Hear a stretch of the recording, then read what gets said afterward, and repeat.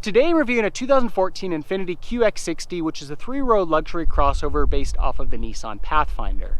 This vehicle was actually first introduced to market in 2013 as the Infiniti JX, and then in 2014, Infiniti revamped the naming of their entire lineup of vehicles, and the JX was rebadged as the QX60.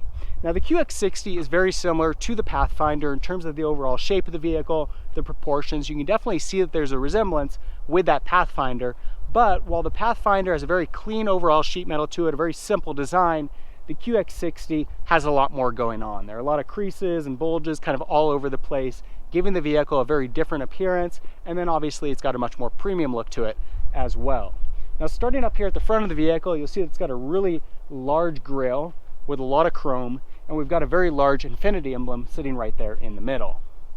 We've also got a really nice headlight design, nice modern fixture. So you've got the little lights wrapping around the perimeter of the headlight, and then lower bumper, we've got an integrated fog light with a chrome wraparound.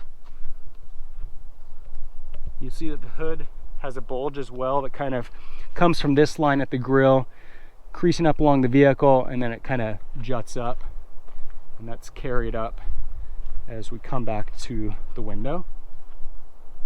You'll see we've also got a very prominent crease right above the door handles here, cutting from the front of the vehicle to the back, and then another crease along this front wheel well.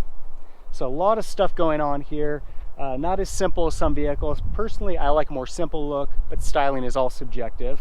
You'll see down below we've got this chrome strip along the bottom of the doors, and then right below that we've got another little trim piece as well. Mud flaps that are kind of integrated into the body, both at the front and the rear of the vehicle. And then you'll see that we get a really nice set of stock wheels. These are an 18-inch wheel. Really nice kind of brushed aluminum look to them. And then wrapping around the window enclosures, you'll see we've also got this chrome strip. So a lot of chrome on the vehicle to give it a more premium look. And we've got a really unique design cue back here where this piece kind of curves to match the curve of the window and that little spoiler up here at the top. You see up top we do have a sunroof. And then coming around to the back of the vehicle, nice look here. Nice modern tail light again with little LEDs all along there. Got our two chrome strips, and then the Infiniti emblem, and then of course our QX60 lettering. One thing I find a little bit disappointing about a luxury vehicle is we don't even see the exhaust. Generally they're going to kind of pronounce that a little bit more. Maybe you'll get dual exhaust, and you'll see on this we just get the single tailpipe there. So that's straight carryover from the Pathfinder. But yeah, I mean overall it definitely has a very premium look to it. You can tell that it's an expensive vehicle. In that sense they do a really good job of kind of rebranding the Pathfinder into a luxury, premium SUV. Again, I'm not crazy about some of the styling cues that we get, but that's all subjective. Overall, it definitely has the image of being a high-end luxury vehicle, and it does have some nice premium features to it throughout. Looking inside, you'll see it's got a really nice premium look to it with a very functional layout. A lot of high-quality materials and nice accents. And of course, it's filled with luxury and tech features. Nice leather seating surfaces, and you'll see that the seat backs on the driver and front passenger seat have the Infiniti emblem and lettering. We get power windows, power door locks and power mirrors, power seats for the driver and front passenger. To the left of the steering column, controls for the electronic rear hatch, instrument cluster lighting, and the ability to turn off traction control. This right here is used to adjust the steering wheel. On the steering wheel itself, we've got controls for audio, Bluetooth, number of vehicle settings, and cruise control. Nice looking instrument cluster. We do have a smart key with push button start. Center dash, we've got a nice large screen. This functions as a backup camera, and then also a readout that's got vehicle information, settings, climate, and audio. You see we've got our climate controls up here with heat and air conditioning. It is a dual zone system for the driver and front passenger. And then this control right here and these buttons around the perimeter are used to interface with this screen. We've got our audio system, which has AM/FM radio, XM satellite radio, CD, and then you can also connect the device using an auxiliary connection or Bluetooth connection. And it's a 6-disc CD. Nice audio characteristics as well. Down below here, we've got a 12-volt outlet, gear shifter, 2 cup holders, heated seats for the driver and front passenger. And in this little control here, it's got 3 modes: a snow mode, an eco mode, and a sport mode, as well as just normal. So you can adjust this between those various modes. Nice large center console here. It's got 2 compartments built in. So you've got auxiliary connection in there, as well as a 12-volt outlet.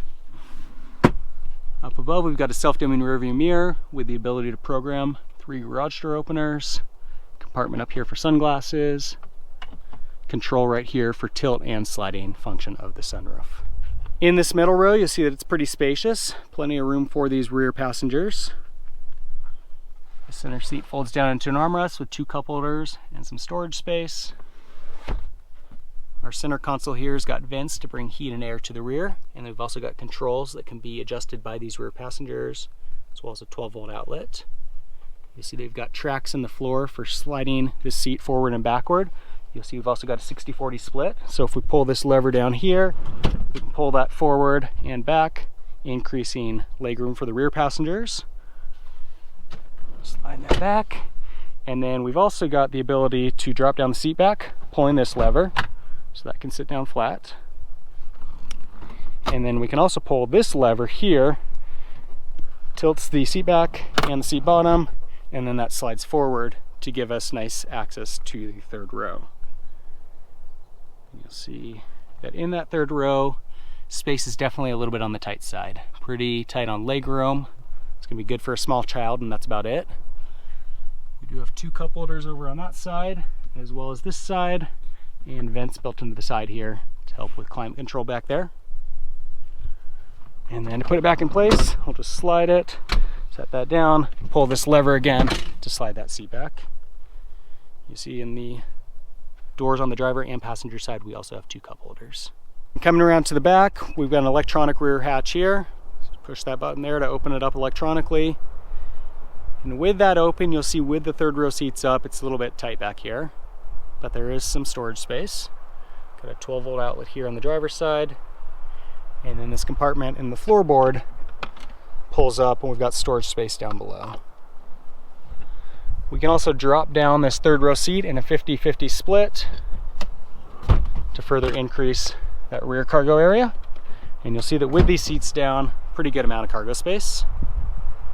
Let's pull those back up. We'll just pull on this strap here. That flips back into place. Likewise, we'll do the same on this side. And then to close up the rear hatch, we've got a control up here. Just push that, and that will automatically close. The QX60 is available with 2 different powertrain options. They've got a front-wheel drive and all-wheel drive model that are available with this 3.5-liter V6. It's got 265 horsepower and 248 pound-feet of torque, good for an EPA rating of 19 miles per gallon in the city and 25 miles per gallon on the highway in all-wheel drive form, with a 1 mile per gallon bump in front-wheel drive configuration. The QX60 is also available only in all-wheel drive with a 2.5-liter 4-cylinder supercharged hybrid, which has 230 horsepower and 243 pound-feet of torque. With that powertrain, we get a very impressive 25 miles per gallon in the city and 28 miles per gallon on the highway. Both of these powertrains are paired to a 7-speed automatic transmission, and we'll see a 0-60 time of about 8 seconds. Now, although the QX60 is based off of the Nissan Pathfinder, it's still a pretty nice vehicle to drive all in all. It's smooth, it's quiet, it's comfortable, it's got pretty good steering feel, and no real complaints in terms of drivability. Although I will say that if you compare it to some of the other competition within this segment, the Audi Q7, the BMW X5, the Mercedes ML class, those vehicles are much more exciting to drive. Handling's a lot better, they're quicker, the fit and finish and the quality materials of the interior just have a much more luxurious high-end look and feel to them. So there are some lackings with the QX60 in that department, the trade-off being that those other vehicles have a reputation for being very expensive to maintain in the long term and having reliability issues. Whereas this vehicle, again, being based off of that Pathfinder, should have fewer reliability issues and be more affordable in terms of maintenance for the long term. So there's some trade-offs in terms of the drivability and the overall luxurious feel that you get in the vehicle, but that's balanced with the fact that this is also probably going to have fewer of those long-term reliability issues. So coming up to the highway here, we've got in sport mode, and we'll do a quick acceleration test. It's got a nice throaty exhaust.